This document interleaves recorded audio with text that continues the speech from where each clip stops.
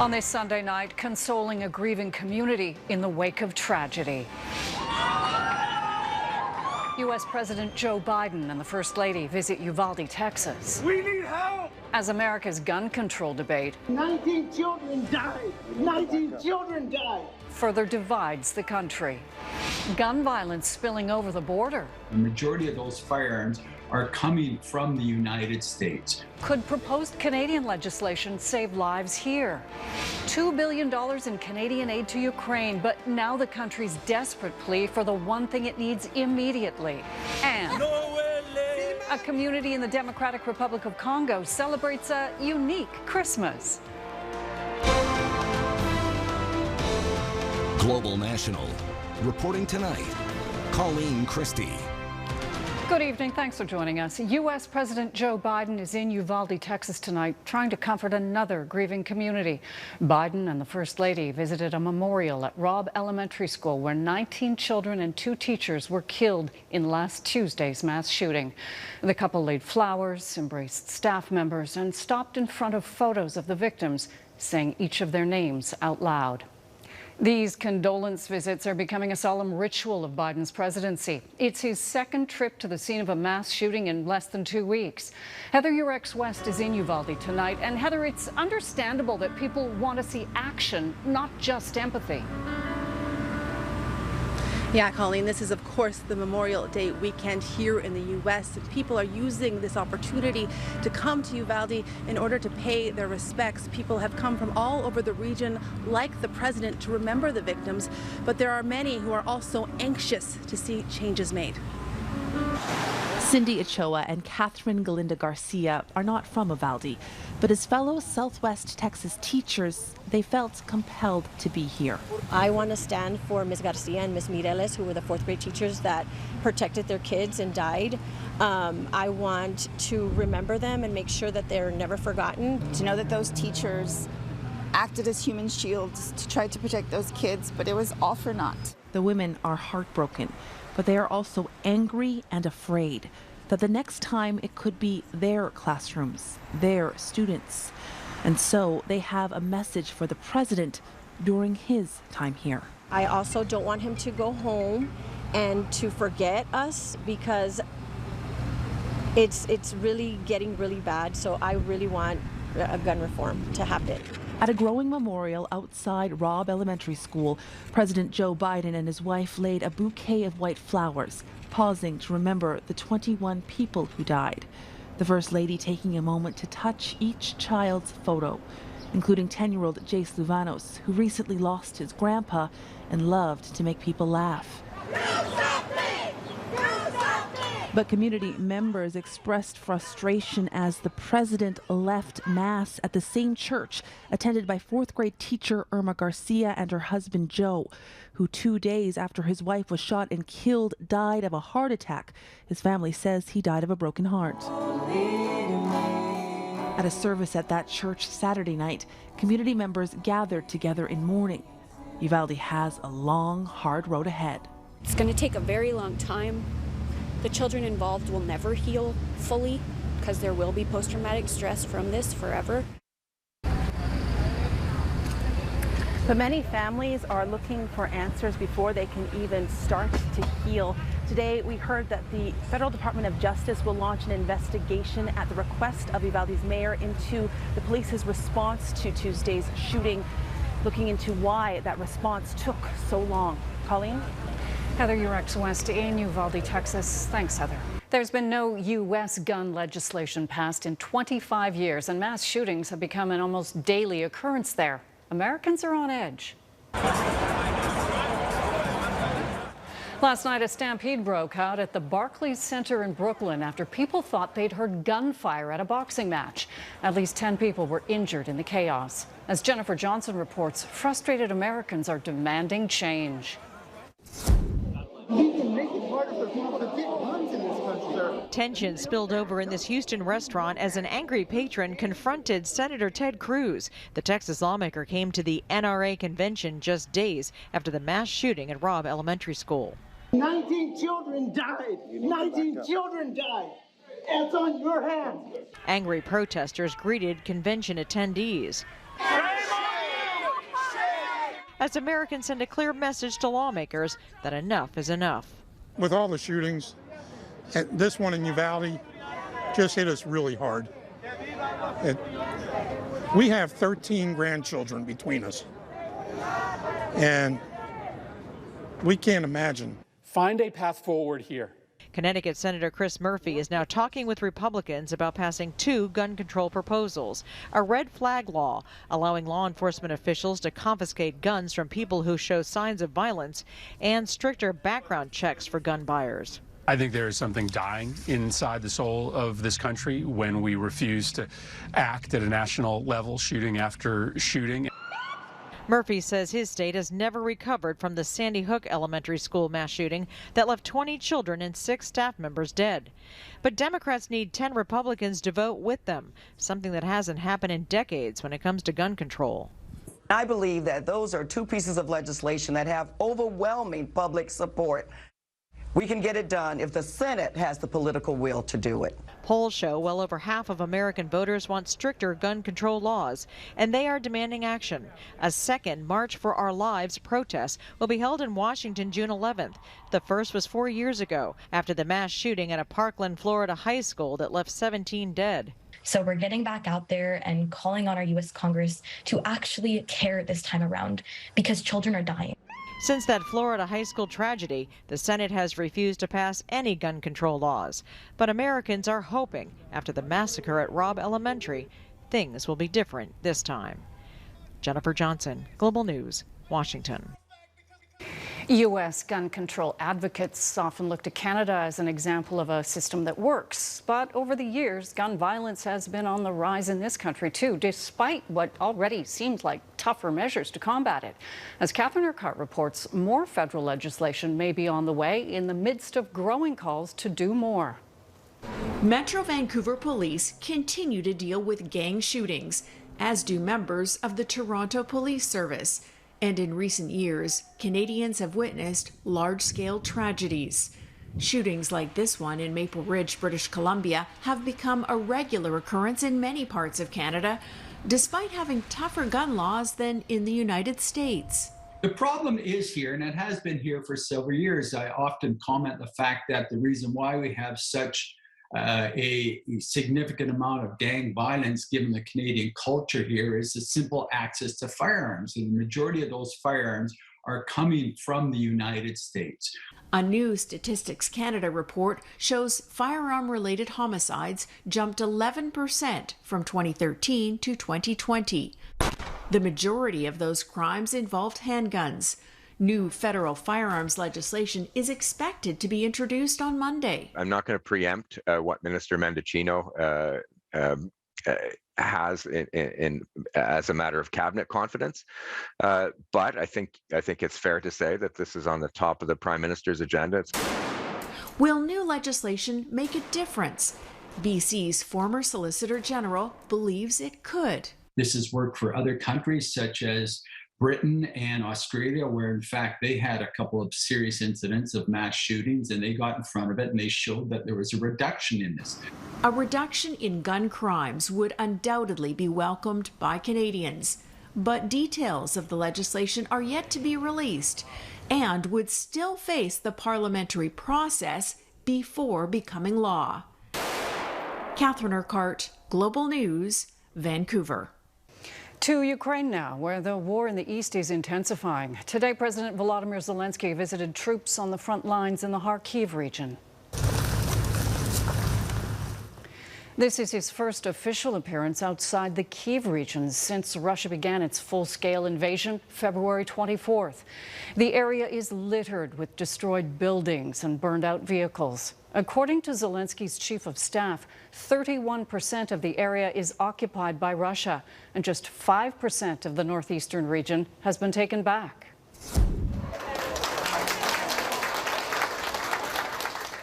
And warm welcomes today as a second chartered flight from Ukraine arrived in Canada. 306 Ukrainians fleeing the war in their homeland touched down at Montreal's International Airport at 11 o'clock today, flying out from Poland after being approved for emergency travel to Canada. Canada has committed nearly $2 billion in aid to Ukraine, but President Zelensky is once again calling for more weapons. It comes as Russian artillery and airstrikes threaten to turn the tide of the war. Jeff Semple has more from Ukraine. This sporting goods store in western Ukraine has transformed into a humanitarian hub, packed full of donations, food and medical supplies. But even more than humanitarian aid, what they really need is tactical equipment. These are the special tools which make our soldiers and troops more efficient. It helps save lives. Body armor and helmets, drones and thermal imaging cameras that can detect body heat to help spot a hidden enemy. Items desperately needed on the front lines. We have probably 250 requests right now piling up, which we are trying to cover. This shipment of tactical gear came from Canada, donated by a group founded by Canadian veterans who served in Ukraine. That's what we do is the non-lethal aid. But unlike traditional aid, the group says the export permit process for this equipment has been painfully slow. This shipment of supplies for Ukraine sat in a warehouse near Toronto for 2 months, waiting for permission from Ottawa. Lives are at stake with every day that passes that it takes for these permits to be issued. But while slow in sending, Canadian hardware is being deployed across Ukraine. A Canadian aerospace company donated dozens of these surveillance drones. They're able to take just normal video images, either still or video, in high resolution.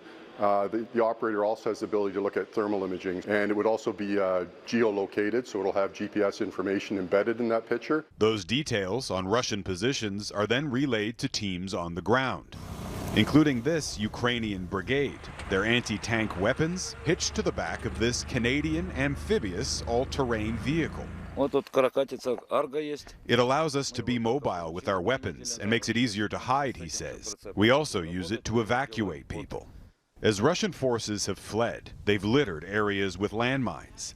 This specialized demining kit, built with non-magnetic materials to avoid triggering an explosion, was also sent here by the Canadian Veterans Group. They could actually help the frontline units save lives, save homes, save people from the trauma. Rethinking the definition of humanitarian aid in a time of war. Jeff Semple, Global News, Lviv, Ukraine. Coming up, why family members of the Nova Scotia shooting are boycotting Mass Casualty Commission testimony. And marine mystery, getting to the bottom of why whales are dying in the waters off Montreal. The public inquiry into the murders of 22 people in Nova Scotia in 2020 is the subject of renewed skepticism tonight. Most family members have begun boycotting the testimony of RCMP decision makers, claiming the Mass Casualty Commission overseeing the public hearings is shielding the Mounties from full accountability. Ross Lord reports. Having protested in the streets in order to get a full public inquiry, these families and their supporters are once again demonstrating against what some call an expensive waste of money. We're $26+ million. How closer are we going to be to the truth, really? The breaking point, the Mass Casualty Commission exempting 2 upcoming witnesses, RCMP decision makers, from cross-examination by lawyers representing most of the 22 families. Lawyers who've also launched class action lawsuits against the RCMP and the Nova Scotia government. It's extremely infuriating to sit there and just watch it all happen.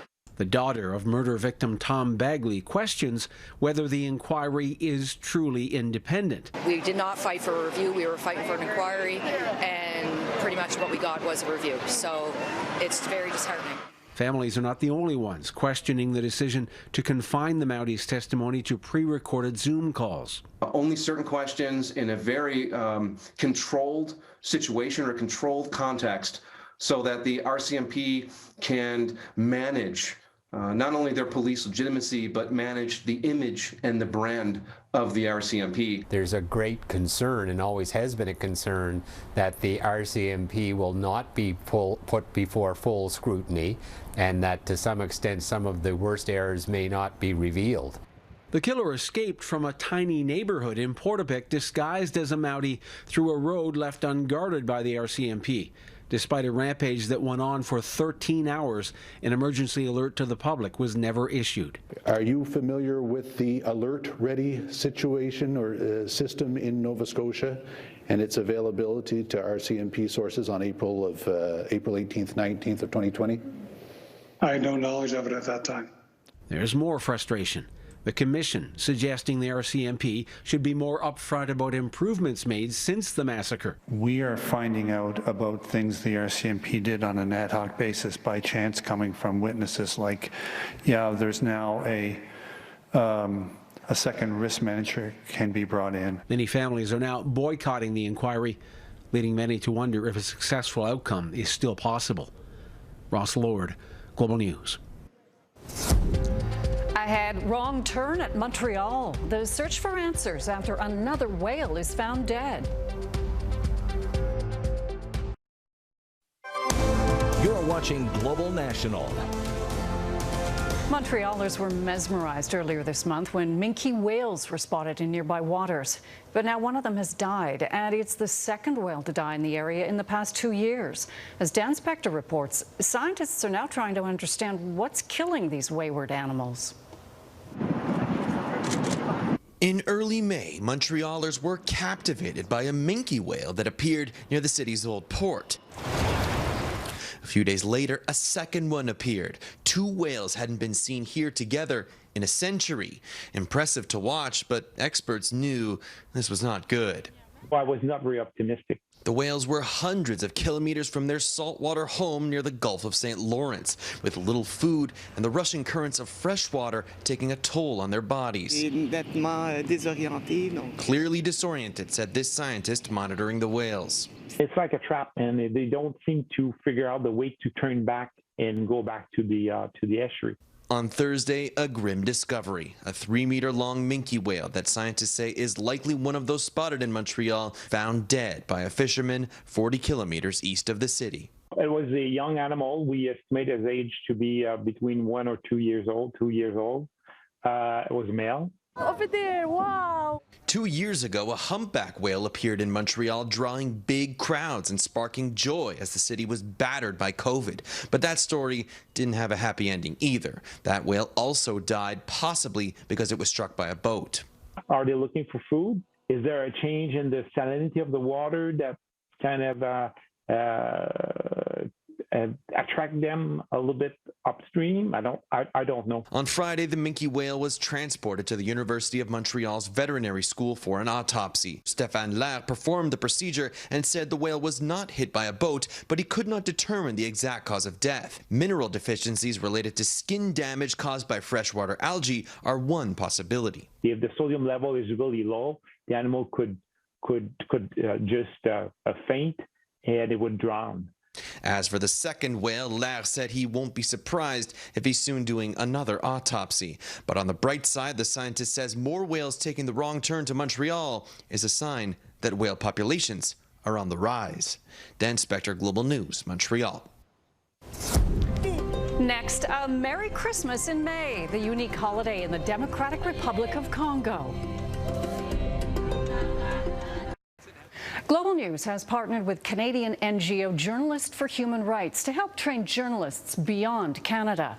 As part of those efforts, our Mike Armstrong is in the Democratic Republic of Congo, mentoring reporters in its capital. And he recently did a story with local journalists there on a very special celebration with a unique take on Christmas. They turned up by the thousands for what isn't a day that's like their Christmas. In the Kimbanguist religion, May 25th is the actual Christmas. The day they believe Jesus Christ was born. Jésus n'est pas né le 25 décembre. The provincial head of the church says based on their research, December 25th isn't Jesus' birthday. It's basically just a date that caught on. Kimbanguism is a religious movement that sort of split off from Christianity. They follow the Bible and believe Jesus was the Son of God, but they also believe that in the early 1900s, Jesus was reincarnated. In fact, here, just west of Kinshasa, in what was then the Belgian Congo. Again, the reincarnated Jesus was also born on May 25th. This man says the Bible predicted Christ would return, and that happened. His new name? Now, the church says they have about 22 million believers around the world, most of them in the Democratic Republic of the Congo, but they do have followers in Canada. There are groups in Toronto and Montreal. The Kimbanguist Church is based in a city west of the capital, but this celebration in Kinshasa is one of the biggest. This woman says she came with her entire family, and that people came from every region of the province. The church doesn't believe in drinking alcohol, smoking, or dancing, although music and marching are a big part of their celebrations. One thing we were also told by believers is that they hope to spread the teachings of their church and the reincarnated Jesus, and that someday their date for Christmas replaces the one most people go by. Mike Armstrong, Global News, Kinshasa, Democratic Republic of the Congo. And that is Global National for this Sunday night. I'm Colleen Christie. We leave you tonight with a tribute to rockabilly singer Ronnie Hawkins, who died this morning at the age of 87 after a long illness. Originally from the U.S., Ronnie Hawkins moved north in 1958 to make Canada his home.